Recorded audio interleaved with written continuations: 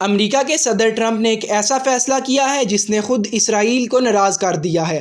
Trump نے اعلان کیا ہے کہ وہ ترکی کو امریکا کے جدید ترین لڑاکا طیارے F-35 فراہم کریں گے۔ یہ فائٹر جیٹس دنیا کے سب سے خطرناک اور جدید فضائی ٹیکنالوجی میں شمار ہوتے ہیں اور اب تک صرف چند قریبی امریکی اتحادیوں کے پاس موجود ہیں۔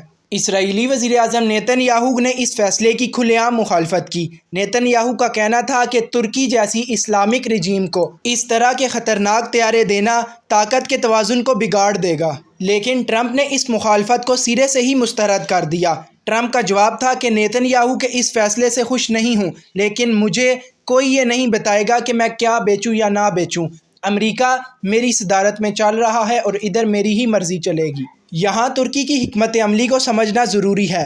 ترکی نیٹو کا رکن ہونے کے باوجود روس سے S-400 ڈیفنس سسٹم خرید چکا ہے اور اب امریکہ سے F-35 طیارے بھی لے رہا ہے۔ یعنی ترکی بیک وقت دونوں سپر پاور سے جدید ترین دفاعی ٹیکنالوجی حاصل کر رہا ہے۔ اس کے ساتھ ترکی خود بھی ڈرون ٹیکنالوجی میں دنیا کی صف اول کی طاقتوں میں شامل ہوتا ہے۔ اسی دوران ایک اور خبر بھارت کی سرحد سے سامنے آئی ہے جس نے وہاں کی حکومت مودی گورنمنٹ میں تشویش پیدا کر دی ہے۔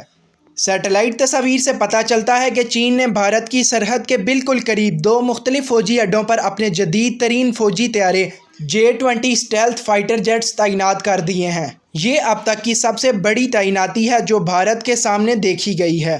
بھارتی فضائیہ کی جانب سے ابھی تک کوئی باضابطہ بیان نہیں آیا اور یہ بھی واضح نہیں کہ چین نے یہ قدم کیوں اٹھایا ہے، لیکن بھارتی حلقوں میں اس پر واقعی تشویش پائی جا رہی ہے کیونکہ بھارت کے پاس ابھی تک اپنا کوئی اسٹیلتھ طیارہ موجود نہیں جو اس کا براہ راست چین سے مقابلہ کر سکے۔